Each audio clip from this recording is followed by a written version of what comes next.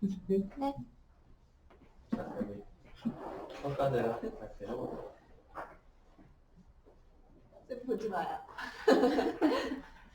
통화로 저는 제시문을 종이로 받았을 때 가장 먼저 종이의 물적 특성을 최대한 다양하게 표현하고자 하였습니다. 제가 처음으로 떠올린 종이의 용도는 아무래도 글쓰기나 그림 그리기 등이 있었는데요. 종이의 가장 고차원적인 변형이 바로 종이접기라는 생각에 이르게 되었습니다. 왜냐하면 종이는 어떻게 보면 2차원의 평면에 가깝습니다. 그런 종이를 접음으로써 3차원의 입체 형태로 만들게 되는데요. 이러한 모습에서 저는 진짜 빨라. 다시 무슨 할게요. 말인지 하나도 모르겠어. 네. 다시. 저는 제시물로 종이를 받았을 때 가장 먼저 종이의 물적 특성을 최대한 다양하게 표현하고자 했습니다. 제가 떠올린 종이의 용도로는 가장 먼저 글쓰기나 그림 그리기였는데요. 최종적으로 가장 고차원적인 종이의 변화의 형태가 바로 종이접기라는 생각을 하게 되었습니다. 왜냐하면 종이는 가만히 봤을 때 2차원의 평면에 가까운 모습입니다. 그런 종이의 모습을 접음으로써 3차원의 입체 형태를 변화시키게 되는데요. 저는 이러한 점에서 변형이라는 제시어가 가장 잘 걸맞지 않을까라는 생각에 접은 종이를 주제부에 비치해 놨습니다. 그리고 이 주제부 밑에 변화되기 전의 종이의 모습을 배치해 놓음으로써 변화되기 전과 변화되기 후의 모습의 종이를 동시에 그려 넣음으로써 주제부를 더욱 부각시키고자 하였습니다. 그리고 왜곡이라는 제시어는 어떻게 표현할 수 있을까라는 생각을 하다가 종이의 본질적인 기능에서 벗어난 모습이 왜곡과 가장 유사하지 않을까라는 생각을 하게 되었습니다. 저는 초등학생 때 샀던 문제집을 풀기 싫어서 찢었던 경험이 있는데요. 이것은 문제풀이라는 용도의 문제집을 찢는 행위로 인해 그 본질적 용도에서 벗어날 수 있다고 해석할 수 있는데요. 이러한 모습에서 저는 왜곡을 발견했습니다. 그래서 미리 비치해뒀던 변형된 모습의 종이 사이사이에 왜곡된 모습의 종이를 배치함으로써 화두의 전체적인 균형감을 맞추고자 하였습니다. 그리고 1번 화두에서 찢어진 종이를 비교적 자유롭게 배치해 놓은 다음에 2번 화두에 그 찢어진 종이를 다시 한번 사용하고 1번 화두에 비해서 조금 규칙적이고 반복적으로 배치해 주었는데요. 저는 사실 문제를 풀이할 때 문제는 2개인데 왜 종이를 하나를 줄까라는 생각을 하게 되었습니다. 왜냐하면 문제가 2개면 종이도 2개를 주고 각각 따로따로 표현하면 될 텐데 이 종이를 하나로 주신 것에도 뭔가 뜻이 있다고 생각을 하게 되었습니다. 그래서 저는 이 2개의 그림이 하나의 화두처럼 어우러져 보이게 표현하면 어떨까라는 생각을 하게 되었고 앞서 사용했던 빛을 이번 화두에 다시 한번 사용함으로써 화두의 전체적인 통일감과 이 두 그림이 하나의 그림처럼 보이고 하는 생각에 1번에서 썼던 개체를 다시 한번 사용하게 되었습니다. 그리고 6번 문제를 풀이할 때는 앞서 배치해놨던 찢어진 종이를 다시 한번 보니까 이 종이가 마치 길처럼 느껴졌습니다.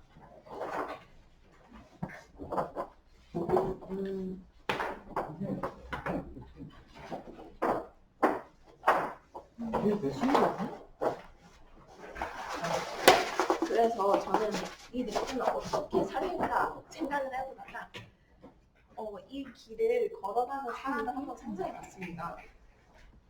그래서 저는 이 화두의 순환의 시작점을 가장 아래쪽에 그러니까 그림을 보는 사람과 가까운 쪽을 순환의 시작점으로 잡았는데요.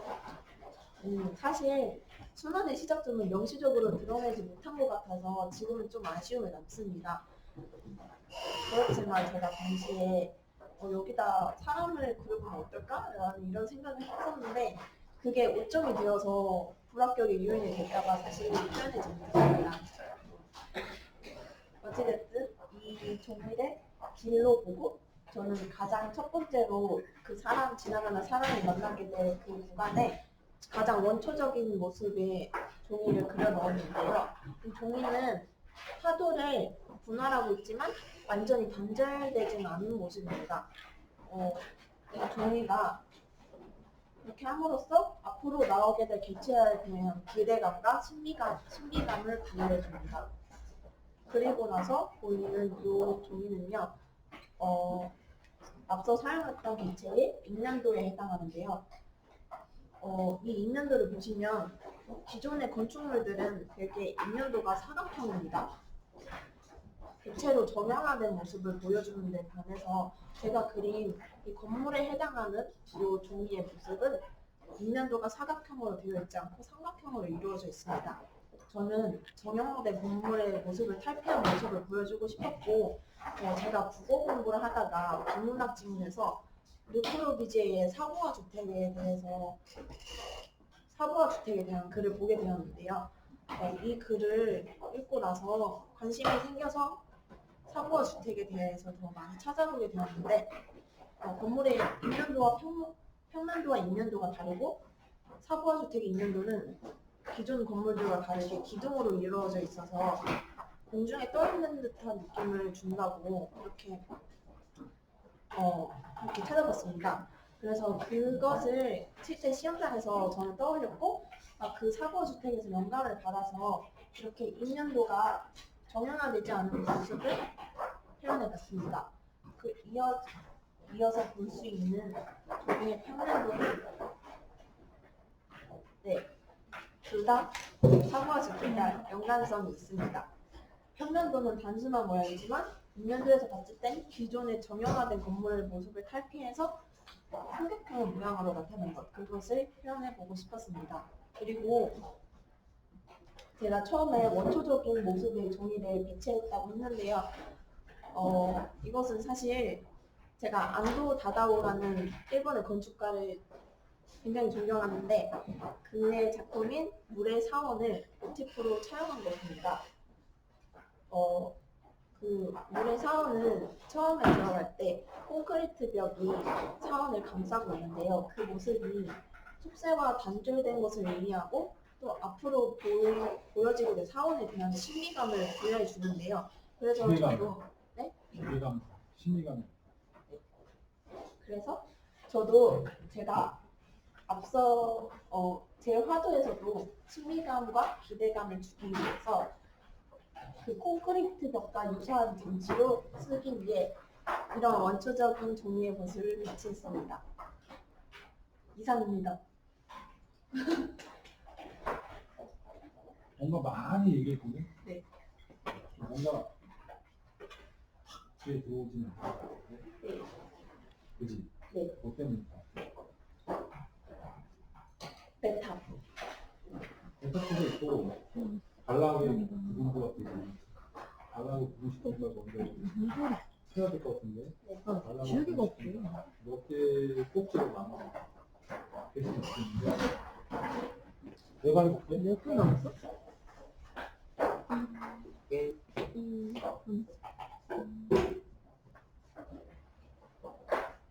이 작품은 왼쪽은 공간감을 표현하는 것이고 공간감 말했어요. 공간감 때문에 이 설명을 하는 건데 공간감만 안 하면 설명이 되냐? 이거는 평면을 이야기하는 겁니다. 소재는 같고 표현해야 될 목표는 다릅니다. 명확히 해야지 들리죠. 같은 소재를 가지고 하나는 공간감을 지향하고 하나는 평면스러움을 지향한다는 것은 디자이너 또는 미술을 하는 사람이 갖춰야 될 기본적인 능력이 아닐 수 없습니다. 저는 이 문제를 통해서 향후 대학에 진학해서 디자이너가 되기 위해 공부하는 과정에서 필수적으로 필요한 능력을 보여드리고 싶었습니다. 여기 보시면 접혀져 있는 종이의 형태를 가장 주목성이 강하다고 보고 주제로 배치하였고, 그게 주목에 차든 조금은 덜 자극적인 그 물체를 그 근처에 또 최고 자극이 적은 물체를 제일 외곽에 부어서 점점 자극을 강화시켜 나가서 주제로 시선이 있습니다. 자극을 가장 심하게 한 개체로 삼은 것은 종이접기로 되어 있는 결과물인데요. 종이가 접혀지면 아무래도 면이 다변화되고 형태가 흥미로운 형태가 나오게 됩니다.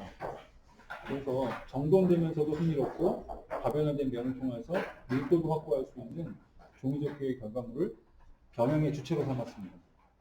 그래서 중앙에 배치해서 그것을 보여주기 위해서 나머지 그 변형에 차등된 조금 더 강도가 낮은 변형의 산물들을 주변에 배치하도록 하겠습니다. 그것들을 하나씩 살펴보면 하나는 구겨진 형태, 하나는 찢어진 형태, 하나는 말려진 형태, 하나는 구부러진 형태를 통해서 주제의 주목성이 가장 높은 변형의 극대 종이접기로 시선을 이동시키는데 다 활용하였습니다.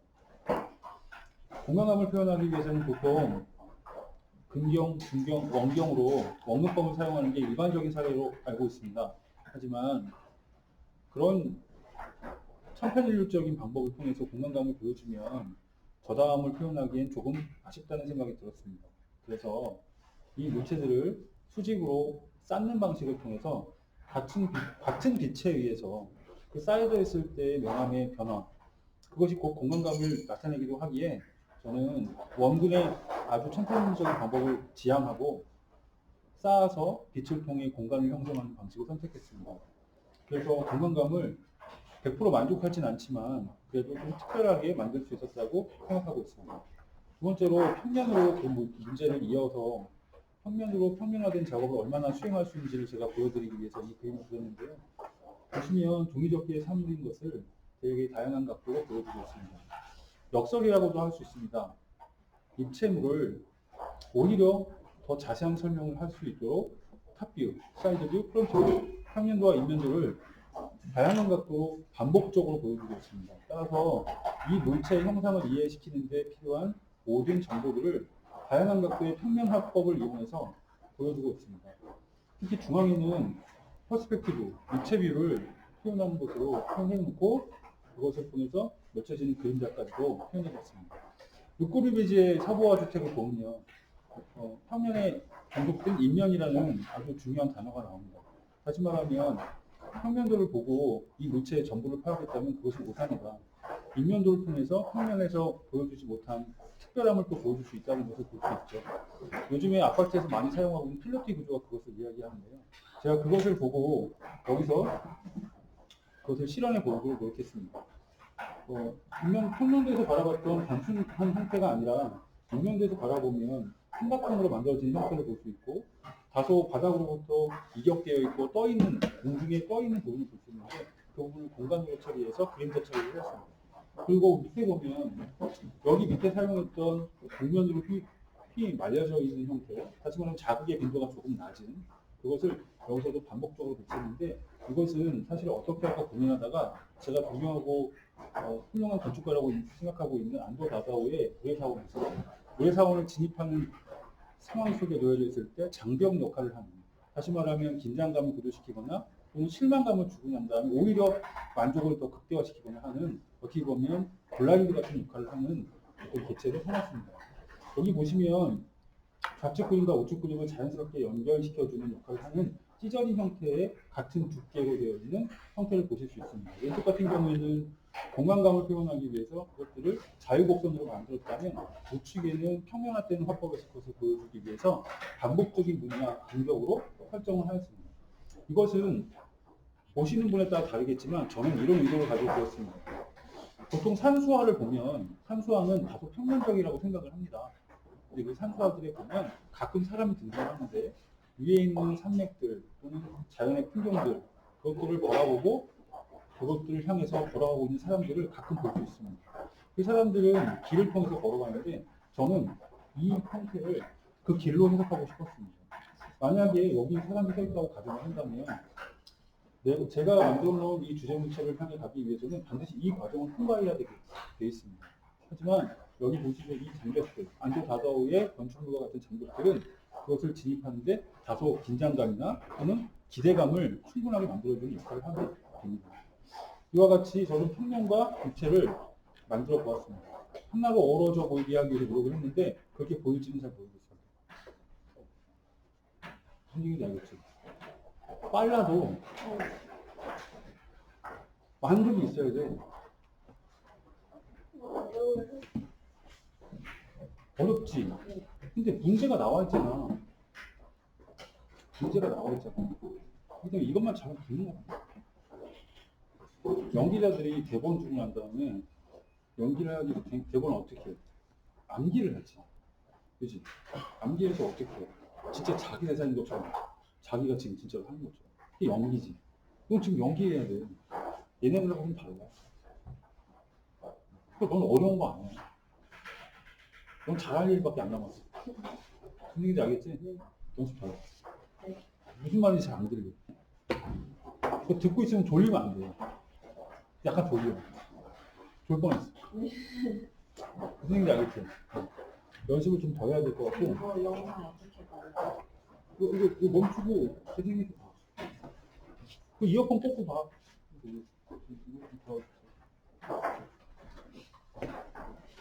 하셨습니까? 설명 한번 해볼까요? 이제 복술 좀 더 하고 들어와주세요. 네.